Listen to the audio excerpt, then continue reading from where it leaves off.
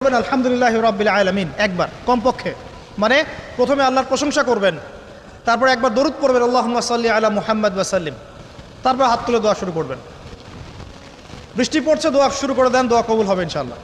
আজান দিয়েছে, আজান এবং একামতের মাঝখানের সময়টা আছে, এই সময়টা কাজে লাগান, দোয়া কবুল হবে ইনশাআল্লাহ। নামাজে দাঁড়িয়েছেন, সেজদায় গিয়েছেন, সেজদায় দোয়া করেন, দোয়া কবুল হবে ইনশাআল্লাহ। প্রশ্ন করে অনেকে যে ভাই সেজদায় কি বাংলায় দোয়া করা যাবে? হ্যাঁ যাবে, যদি আপনার নামাজটা নফল নামাজ হয়। কোন নামাজ হয়?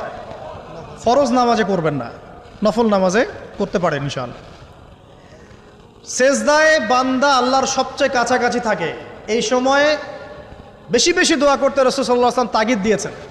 দোয়া করলে ডাইরেক্ট কবুল হবে ইনশাআল্লাহ।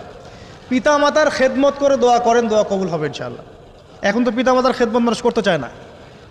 এটা সেই যুগ যে যুগে পিতা মাতার সাথে দাস দাসীর মতো আচরণ করা হয়।